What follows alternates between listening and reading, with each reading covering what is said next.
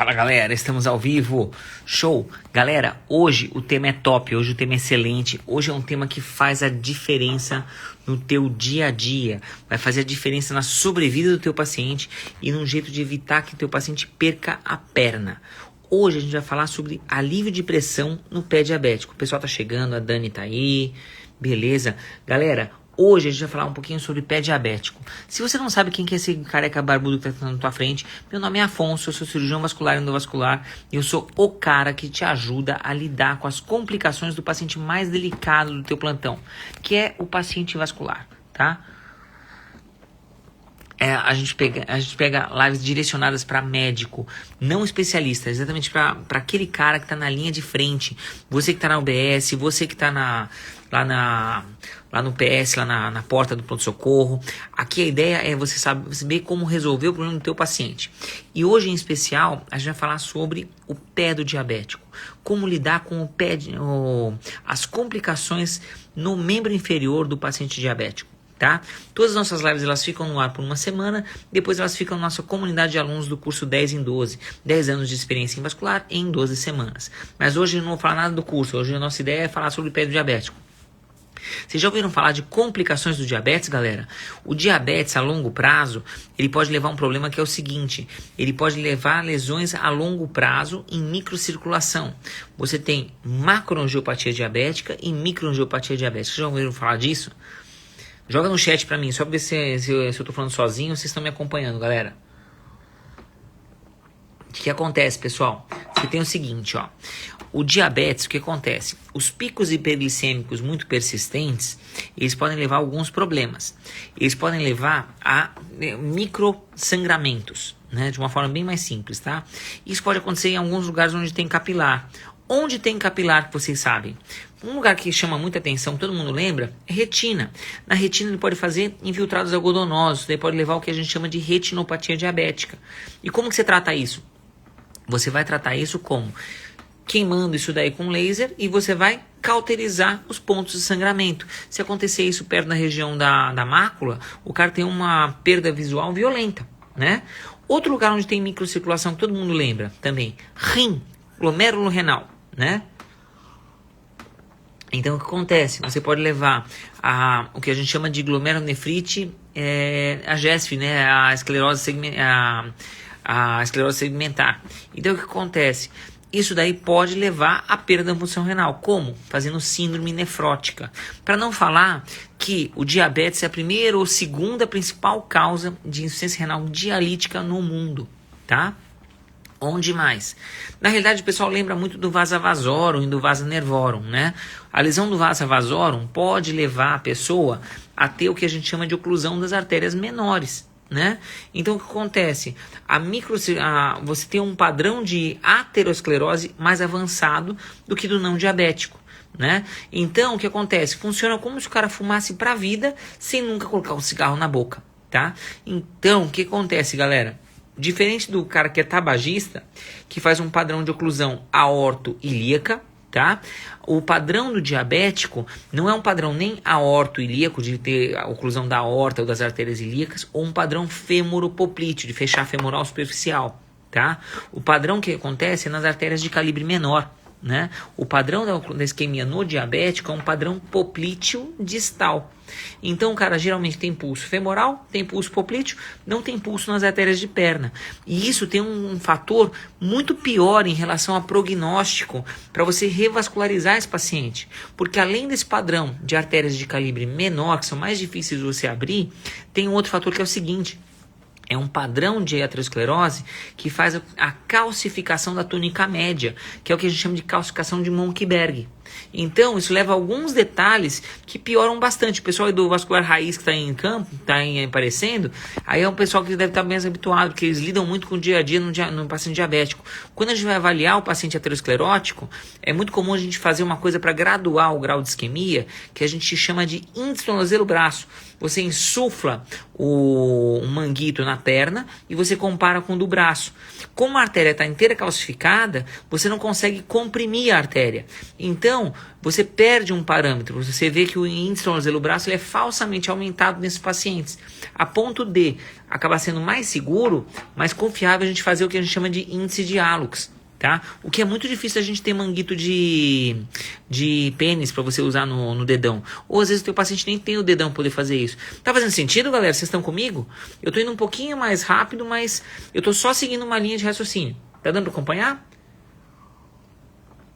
O diabetes, ele também, os picos hiperglicêmicos muito persistentes podem fazer uma outra coisa que a gente chama de... ele destrói a bomba sódio-potássio dos axônios. Então os axônios mais longos eles podem ter acometimento. Então o paciente tem o que a gente chama de parestesia em bota e luva. Você tem um padrão de neuropatia. O cara para de sentir o pé. Mas não é só parar de sentir o pé. Ele perde inervação sensitiva, ele perde inervação motora, ele perde inervação autonômica do pé. E isso é perigoso. O que isso pode levar? Isso pode levar, na sensitiva, o cara machuca e não percebe. Ele perde a sensibilidade superficial. E ele mantém a propriocepção.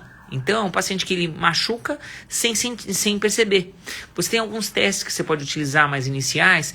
Você pode fazer o teste do diapasão, de 128 Hz. Você pode usar, por exemplo, aquele teste do toque leve.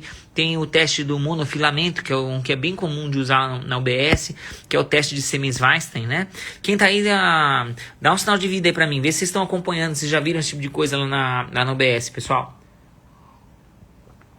E daí o que acontece? O cara perde o que a gente chama de sensibilidade protetora. Como você avalia isso lá no postinho?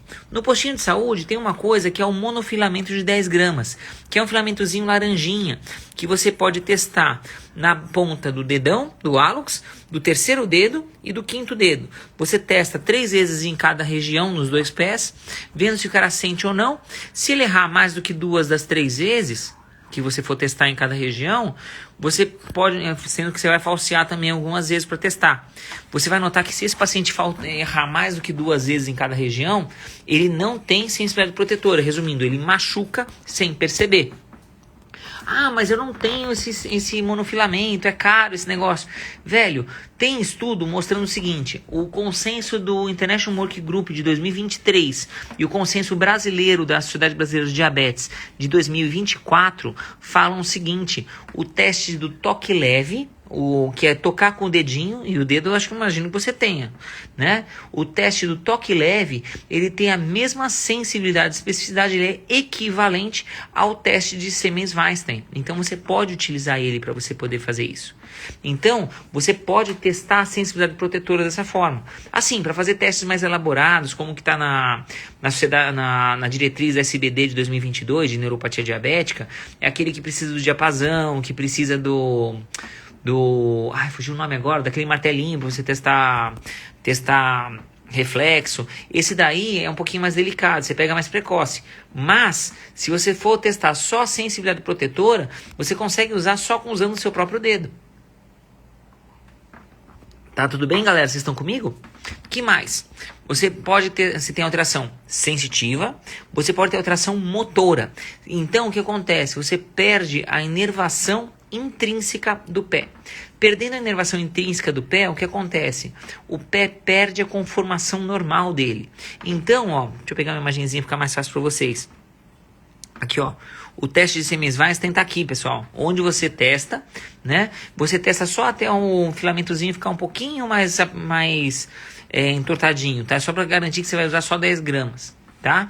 E os pontos onde você faz? Você faz nesses pontos aqui, ou então você pode testar também na ponta do primeiro, do terceiro e do quinto dedo, tá? E daí o que acontece? A neuropatia diabética, o mais comum é em bota e luva, que é o que a gente está vendo aqui, tá? Só que também pode acontecer, ele pode simular várias outras neurites, tá? Pode simular mononeurite, pode ter gastroparesia, pode ter várias outras coisas. Por isso que quando a gente pega, por exemplo, o paciente que vai fazer um procedimento cirúrgico, diabético, quase sempre a gente considera esse cara com o estômago cheio. Por quê? Por gastroparesia, por causa de diminuição da inervação do sistema vagal. Certo, galera? O que mais que você tem que fazer? Cadê? Papapá. E daí o que acontece, Você pode também fazer o teste do diapasão, que isso aí faz parte do teste é o EBS, EBC. É o teste que está na descrição da sociedade. Só que da Sociedade Brasileira de Diabetes. Só que esse teste, ao invés de você fazer na parte de baixo, você faz na base da falange proximal, tá? Você faz na base da falange proximal do hálux, tá? Que mais que a gente tem aqui? Deixa eu ver o que mais. Você tem uma outra coisa que é o seguinte, pessoal. Que nem a gente estava falando, você perde a conformação do pé. Então o que acontece, galera? Olha essas imagens daqui. O que acontece é o seguinte, se você perder a inervação intrínseca do pé, a tendência é o pé fazer uma hiperextensão da falange proximal e uma hiperflexão da falange distal. Fazendo isso, o que acontece, pessoal? A tendência é você pisar com muito mais força na cabeça do metatarso. Porque a cabeça, quando você faz esse movimento aqui, ó, cadê? Deixa eu tirar um pouquinho essa imagem, fica mais fácil para vocês. Se aparecer qualquer dúvida, galera, joga no chat pra mim, ó. Se você pegar e jogar uma hiperextensão na falange proximal e uma hiperextensão da distal, ó, a cabeça do metatarso vai para baixo. Então você pisa com muito mais força do que o normal. Olha nessas imagens daqui. E nesse contexto de um cara que não sente, o que vai acontecer? Ele machuca. E daí ele vai fazer uma lesão. Essa daqui eu vou passar rápido para não ser chutado do Instagram. Pode fazer uma lesão que nem essa, que é o que a gente chama de mal perfurante plantar. Isso daqui nada mais é do que uma úlcera de pressão na planta do pé, que é uma região que seria preparada para poder receber a pressão. Só que nessa alteração de conformação ele pisa com tanta força e não percebe que machuca e ulcera. Só que, deixa eu até tirar daqui para não ser chutado. Se isso daí fizer uma pressão por muito tempo, ele pode ter contato do ar com o osso. E quando isso acontece, você leva a infecção do osso. Isso que a gente chama de osteomielite. Tá dando para acompanhar, galera? Vocês estão comigo? Joga no chat para mim se aparecer qualquer dúvida, pessoal.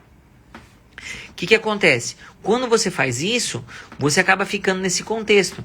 Você pode acabar levando a um quadro de infecção e uma lesão trófica ativa por causa disso.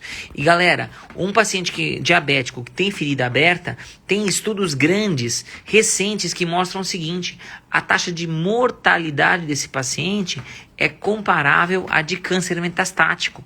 Em outras palavras, manter o teu paciente sem ferida é manter ele vivo. Bota isso na tua cabeça, tá? Então, saber orientar o teu paciente faz toda a diferença, tá? Entenda isso. O que mata mais? Um paciente com mal perfurante que não está infectado, tranquilo lá no postinho, ou um paciente que tem um câncer de mama? Paciente com ferida no posto. O que mata mais? Um câncer de cólon ou esse cara com o pé diabético? O cara com o pé diabético morre mais em 5 anos do que câncer. A taxa de mortalidade de pé diabético com lesão ativa, não estou nem falando de infectada, é maior do que todos os cânceres. Só não é maior do que isoladamente o câncer de pâncreas e o câncer de pulmão, tá? Então, saiba da importância disso para o teu dia a dia. Você vai salvar você vai salvar o teu paciente se você explicar para ele coisas simples de como cuidar. Beleza? Daí que acontece, pessoal? Teu paciente, você tem que ficar muito de olho em relação a isso.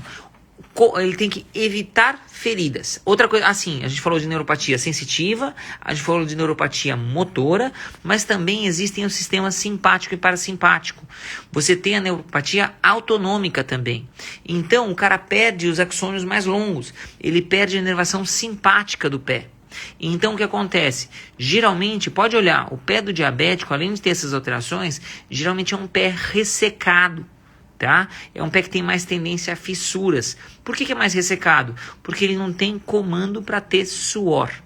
E esse suor é um fator de proteção, tá? Além dos pontos de pressão, que o mais comum é na cabeça dos metatarsos, ou na região do calcâneo, ou na região da ponta, extremidade dos dedos, que ele fica dedo em garra, tá? Então, galera, a gente precisa saber que é um pé em risco. É um pé que o cara, se ele não perceber, ele machuca e não percebe. Eu já tive paciente em 2 situações que me chamaram muita atenção. O que eu já vi? Eu já vi paciente que trabalha em obra, que pisou num prego, o prego transfixou o pé inteiro do cara, e ele percebeu que o prego estava lá quando ele chegou em casa e teve que tirar o prego para tirar a bota, porque o pé estava pregado no sapato. Tá? Isso eu já peguei. O paciente chegou com uma infecção violenta na perna. Outra situação que eu já peguei. Várias vezes já peguei paciente que esqueceu coisa dentro do sapato, pisou, ficou o dia inteiro, eu fui tirar depois de um quadro infeccioso. Encontrei o corpo estranho dentro do sapato, do pé do cara. Quem mais que eu já peguei? Eu já tive um caso uma vez de um paciente que andou descalço na areia do meio-dia da praia. E daí esse cara literalmente cozinhou os 2 pés. Teve que sair com uma amputação maior. Olha a tragédia que pode acontecer num cara que não sente dor. Parece uma coisa interessante no sentido, nossa, o superpoder do cara não sentir dor pra nada. Isso daí é falta de proteção, isso é risco, tá? Então, estar consciente disso faz muita diferença, tá? Beleza, galera? Tá fazendo sentido isso pra vocês, galera? Joga no chat pra mim ou aperta aquele coraçãozinho aqui no canto, só pra saber se vocês estão comigo, tá? Aqui é bate-papo, galera. Qualquer dúvida, joga no chat. Tá? Que mais? Se você está nessa situação, o que a gente precisa fazer? Como que você vai cuidar do teu paciente? Uma coisa que é muito importante você fazer é o seguinte: pedir para ele olhar os pés todos os dias, tá? Por quê? Porque se aparecer qualquer ferida, ele vai perceber olhando para o pé. Deixar o teu paciente pegar e ter um espelho no chão do quarto já ajuda bastante. Por quê? Porque ele consegue olhar a planta do pé todo dia. Mas lembre que às vezes ele tem retinopatia diabética também, então nem sempre ele vai conseguir olhar. Então o que você pode fazer? Peça para ele pegar e usar, por exemplo, sempre um sapato fechado para não machucar, sapato que não tem, por exemplo, uma ponta muito fechada. Aquelas pontas, aqueles bicos mais largos são importantes para não comprimir demais entre os dedos. Lembra que essa compressão entre os dedos, ela pode pegar e esmagar dedo, ela pode levar a necrose, tá? Tá fazendo sentido isso para vocês? Se você deixar uma ponta, um bico mais largo, olha como fica a diferença. Olha a imagem que tá do lado de lá. Você vai notar que o dedo fica uma forma mais confortável. Ele não vai apertar o dedo, não vai isquemiar o dedo. De preferência um sapato um pouquinho mais largo. Para quê? Para evitar a isquemia, tá? Eu já tive paciente que usou sapato muito apertado e ele teve necrose dos dedos. Tá? Que mais? Ele precisa pegar um sapato que seja um pouquinho mais largo, mas o sapato não pode ficar sambando no pé. Quando ele for colocar o sapato, pega um sapato de preferência com cadarço. Para quê? Para ele prender o calçado na parte de trás, no calcanhar do pé. Tá? Essa parte de trás do sapato ela chama de contraforte. Se você pegar e apertar o pé do cara contra a parte de trás, o pé não vai ficar sambando e não vai comprimir os dedos. Isso é uma outra coisa importante. Tá? Preferência também, usar sempre meias, e meia de cor clara. Por que meia clara? Nossa, fica tão feio. Já te falo até por quê. Às vezes o teu paciente ele não vê o pé, mas ele não vê a ferida no pé, ele não percebe isso. Ele não tem dor, ele não vê a ferida, porque ele não consegue enxergar. Mas ele vai enxergar a mancha, a secreção da ferida na meia. E isso ele consegue ver mais fácil se a meia for de cor clara. Tá fazendo sentido isso para vocês? São coisas simples que ajudam, tá? Que mais? Outra coisa que é importante é sempre olhar o pé do teu paciente. Sempre, sempre, sempre. Fica bem de olho. O teu paciente você tem que literalmente pegar no pé do paciente, tá? E avaliar a perfusão desse paciente. Palpe pulsos. Não se contente em palpar só pulso pedioso e tibial posterior.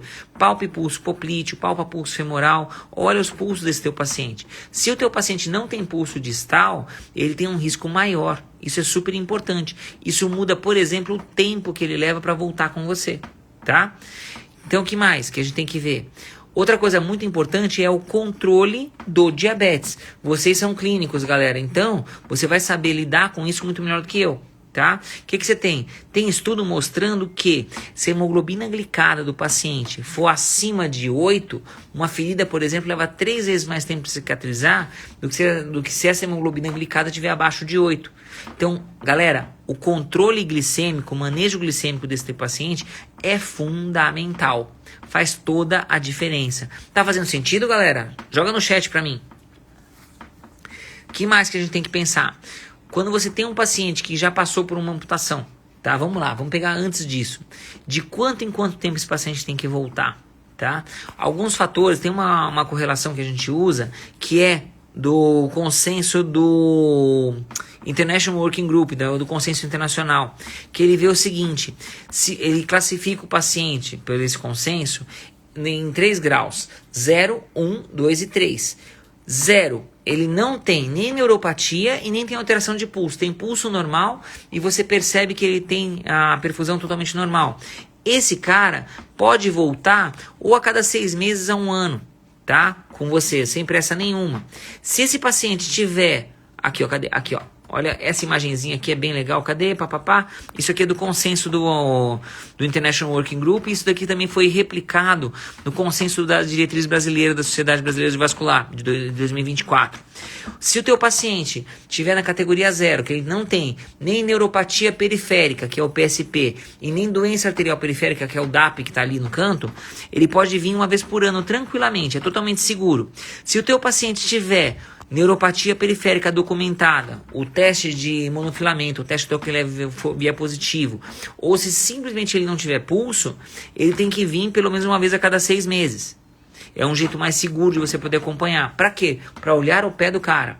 Se esse teu paciente tiver os dois, ou ele tiver alguma deformidade no pé, ele tiver já o dedo, tiver um mal perfurante, ou, desculpa, tiver uma hiperkeratose no pé, tiver aquele dedo em garra, tiver alguma alteração, tiver um pé alterado, ou se ele tiver mais a neuropatia ou mais ausência de pulso, esse cara tem que vir a cada 3 meses. Por quê? Porque tem um risco maior, tá? Agora, se esse cara tiver os dois e alguma lesão trófica aberta, ou se ele tiver insuficiência renal, é uma coisa importante. Ou se ele já tiver tirado algum dedo. Teoricamente, esse paciente tem que vir mensalmente com você. Por quê? Para você evitar que ele abra a ferida. E se ele abrir ferida, para você pegar o mais rápido possível. Exatamente desse jeito você vai evitar que o teu paciente perca o pé. Galera, isso aqui é um momento print de tela, tá? Não esquece, printa isso daqui, que isso aqui vale muito a pena. Isso aqui define para você uma coisa simples. De quanto em quanto tempo o teu paciente tem que voltar com você. É uma pergunta muito comum de qualquer estagiário interno de faculdade chegar e mandar lá no meio da consulta do ambulatório do diabético. Beleza? Printou, galera? Manda para mim alguma coisa. Posso tirar daqui? Beleza? Esse conceito aqui é muito importante você ter na cabeça, tá? De quanto em quanto tempo você tem que reavaliar o teu paciente. Isso aqui, galera, teoricamente ele tem que ser avaliado não necessariamente por alguém específico, não necessariamente o vascular, porque dificilmente ele consegue chegar no vascular tão rápido, mas nem que seja pelo agente comunitário, pelo clínico geral que está lá no postinho. Alguém precisa ver o pé desse cara, tá? Quanto maior o risco, mais próximo ele tem que estar de você. Vou tirar aqui a imagem, tá, galera? Última chance, mais um pouquinho e tô tirando. Beleza, pessoal? Agora, e se o teu paciente fez uma ferida, tá? Primeira coisa que a gente tem que ver, se ele tivesse, o que você tem que ficar de olho quando for examinar esse paciente, são os riscos de infecção. A infecção que grita. Se o teu paciente já não sente nada, caso ele tenha secreção, se ele tiver secreção purulenta, ou se ele tiver hiperemia, isso grita. E a infecção, ela corre pelos tecidos menos irrigados. Então, ela corre pelo trajeto dos tendões. Então, por exemplo, isso aqui, galera, é uma imagem que grita de uma forma brutal. Esse paciente ele tem uma lesão interdigital entre o 4º e o 5º pododátilos, entre o 4º e o 5º podo, e a infecção está correndo pela região do compartimento central, vindo para a planta do pé. Olha o tamanho da tragédia. Debaixo desse vermelho aqui é pus, tá? Então isso daqui, galera, isso aqui, o termo técnico para isso chama linfangite. Essa imagem, ela indica cirurgia, tá? Indica cirurgia abrindo a planta do pé, tá? Entenda que no diabético ele tem um outro fator também que ele responde pior para a infecção. Você tem um desbalanço entre o sorbitol e inositol dentro da célula, dentro do leucócito, e por isso ele responde pior para a infecção. Então, qualquer infecção no diabético evolui pior do que em quem não tem diabetes. Por isso tem que ter muito cuidado. Agora, se teu paciente chegou, passou foi identificado por você nesse quadro, você mandou pronto-socorro, ele foi lá, foi operado, teve que tirar um dedo. Ele volta para você sem esse dedo, agora com a ferida praticamente cicatrizada. Tem várias coisas para você lidar com ferida, mas se vocês quiserem a gente faz uma live só de ferida aqui. Agora, como que você faz para orientar o calçado do teu paciente? Vamos lá, você precisa fazer o offloading, você precisa tirar o apoio dos pontos de maior pressão. Então, quando você tem uma lesão de ferida que nem essa daqui, ó, cadê? Deixa eu pegar de novo aquela imagem do mal perfurante. Uma imagem que nem essa, o que eu preciso fazer? Eu preciso tirar o apoio dessa região. E isso aqui eu consigo usar alguns dispositivos que tiram o apoio. Então, existe um tipo de palmilha que chama palmilha, sandália Baruch. Ele é um saltão grande no calcanhar e na frente não fica nada. Com ele, eu consigo fazer um paciente pegar e pisar sem pisar a ponta do pé. Existe uma outra coisa que é muito interessante, que é aqui, ó, o baruque é isso daqui, galera, só para ficar mais fácil para vocês. Isso aqui é um baruque. Ele pisa sem pisar a ponta do pé, tá? E daí isso daqui compra fácil em qualquer casa cirúrgica. É com base no tamanho do pé, tá? Que mais? Tem um outro dispositivo que é muito interessante, só que esse ele é configurado pelo profissional de saúde, que a gente chama de palmilha mosaico. Isso é legal porque veio para o Brasil faz pouco tempo, que é uma palmilhinha assim, ó. Eu acabei jogando até nos stories um tempinho atrás, porque eu acabei indicando um desses faz pouco tempo. Essa imagem aqui, galera, é o seguinte, é uma palmilha que tem vários negocinhos na pontinha, então na planta. Então o que você faz? Você coloca em cima da ferida do teu paciente, tá? Olha que legal essa imagem. Cadê papapá? Olha que lindinho isso daqui. Você coloca aqui, ó. Você tira os gominhos do lugar onde está a ferida do paciente. Então o paciente pisa sem pisar onde tem a ferida. Desse jeito você tirou a pressão e isso cicatriza. Depois você pode fazer o seguinte.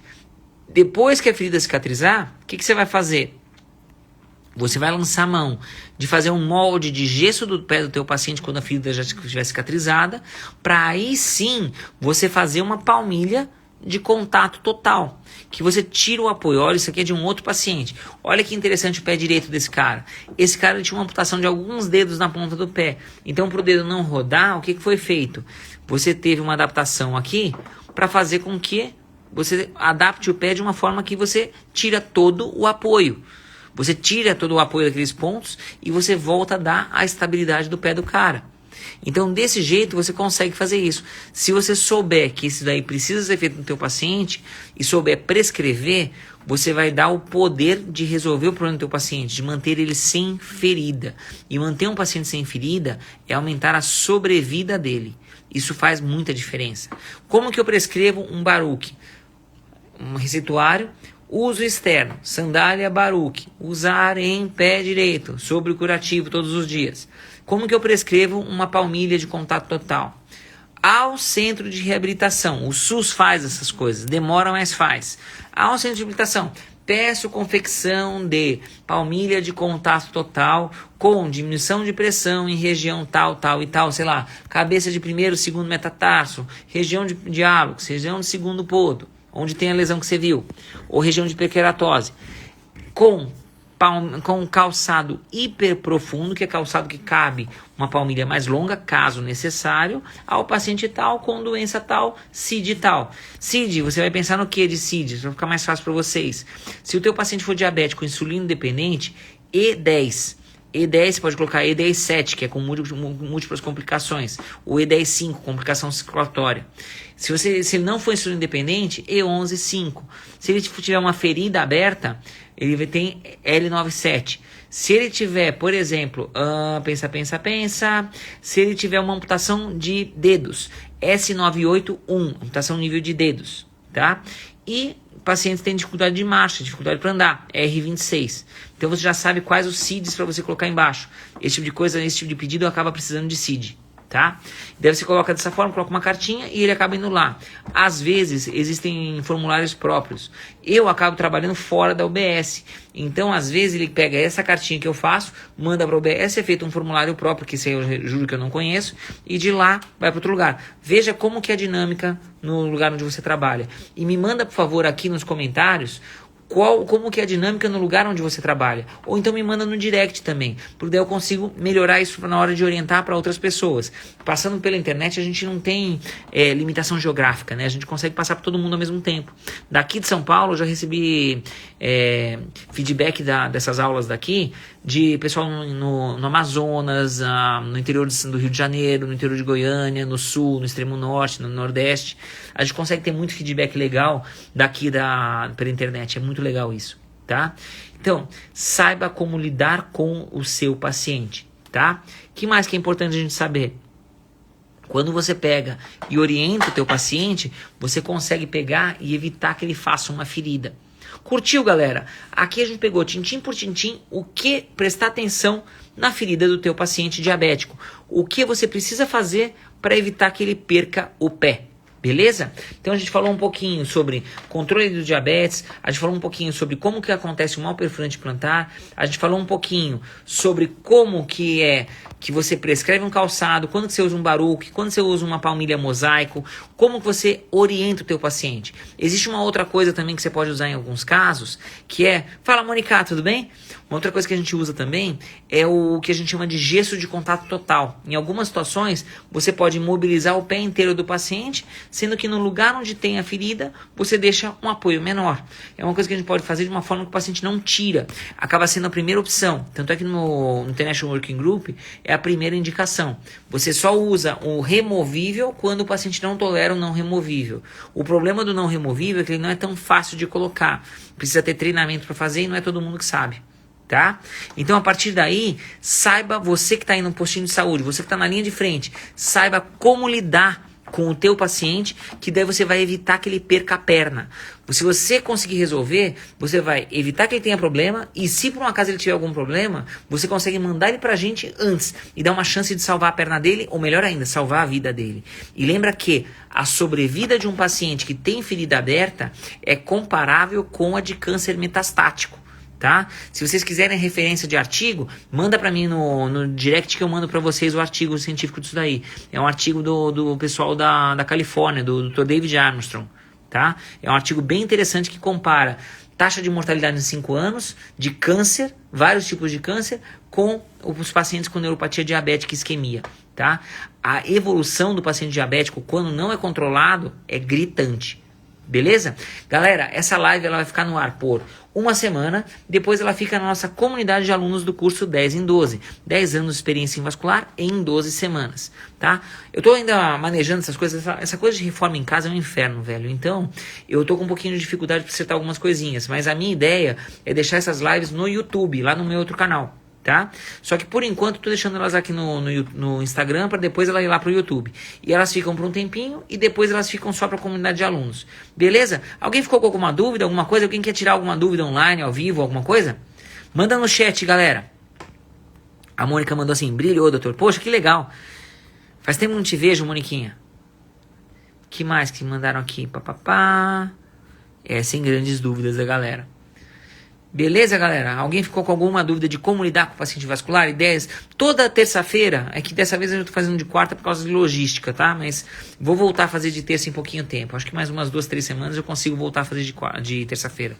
Mas daí, assim, toda semana a gente tem lives de vascular voltadas para o clínico geral, voltadas para aquele cara que está na linha de frente, o cara que pega primeiro o paciente e que vai conseguir fazer o diagnóstico inicial. Se você tiver o olhar estrategista, você vai ter o poder de salvar a vida e o pé do teu paciente. Beleza? Qualquer dúvida, qualquer coisa, me manda mensagem aqui pelo Instagram. Beleza? Falou, galera. Até mais. Cadê?